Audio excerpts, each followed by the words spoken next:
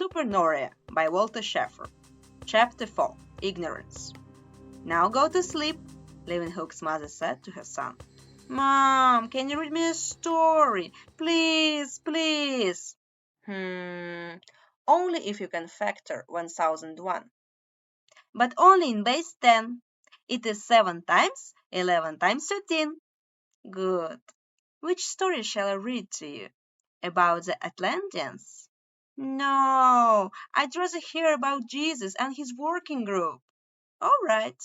She took a book from the shelf titled Children's Stories, Jesus and his Working Group, a reprint by Kolmogorov, and began to read. After Earth had already been reset twice, once by a meteor strike and once by the flood, it was decided to intervene more actively in the process in order to prevent another reset. Humanity was developing too slowly, and the population remained at a low level. Therefore, a working group was sent to Earth under the leadership of Jesus. The aim was to increase technological progress and accelerate population's growth so that stability could be ensured for a longer period of time. Through the diversity of the introduced languages, a good degree of diversity was achieved and ideological incest was prevented. This created a good basis for rapid development. People lived in small groups. There were many disputes and wars, but no major technological revolutions. There were empires, but they were like spider webs with thin threads and nodes. They could not guarantee control or order. Communication was distorted by transmission errors and limited by its slow propagation speed compared with the life human cycle. Nothing lasting could emerge. Empires fell without creating a major leap in development. The arrival of Jesus was clearly visible in the sky. That was unintended. Possible spies could have noticed it and understood the plans. The opposite side tried to provoke a new reset and thereby delay the development of the planet. The pyramids, which were previously built, marked possible landing spots and, at the same time, offered good hiding places for Jesus and his working group. The secret tunnels of the pyramids had been elaborately constructed in order to fulfill their function.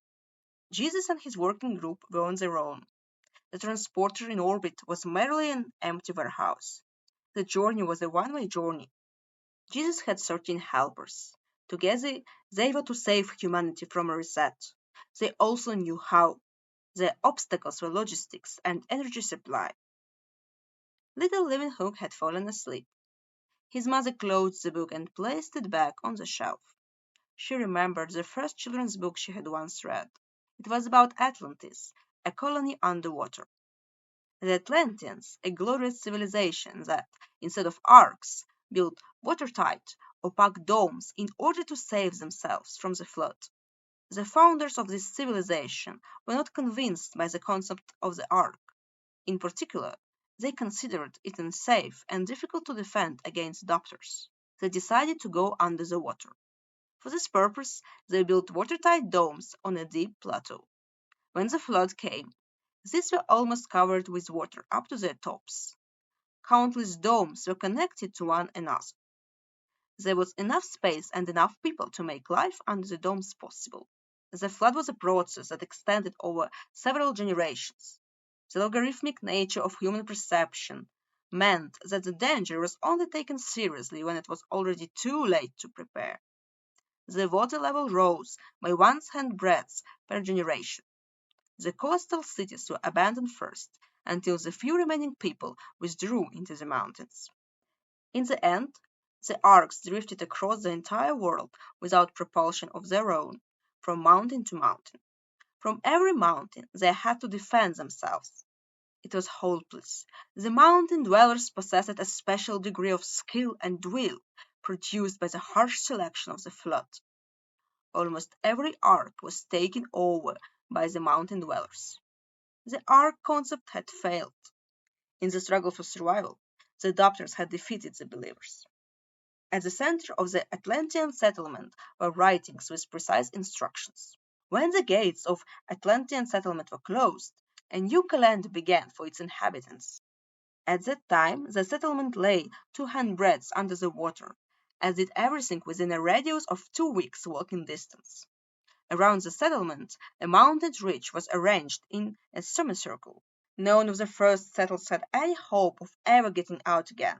To protect their children and give them courage, they invented the story of a new world under the water, so that they could have lived happily. Knowledge of the world outside was lost. After Leeuwenhoek's mother had become a resident of the Westland, she first monitored the connection tube to the Eastland. At that time, she had also seen the foundations of the domes of Atlantis. So much for children's fairy tales, she said to herself back then.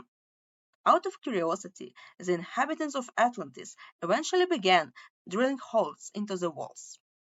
At first, only the most radical ones did so, then the others as well. Finally, a majority decided to make a large borehole. Water slowly flowed through the opening into the city until the water level finally stopped rising. The few survivors withdrew to the upper levels.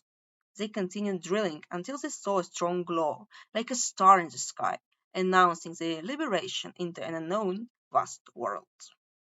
When the drilling began, the domes were already half above water. Beside them, an island had emerged and become overgrown. No one knows how long the flood lasted outside and later also inside Atlantis. Some say that the Atlanteans live among us. Others say they were chosen and taken to other worlds. The founders of Atlantis did not know when the flood would be over. In order to take no risk, they decided not to explain the exit from the domes. Ignorance, as a survival strategy of a civilization, had paid off. To be continued. This novel is written by Walter Schaffer, a German physicist, and his daughter. Translation and promotion, Veronica. Thank you for your attention.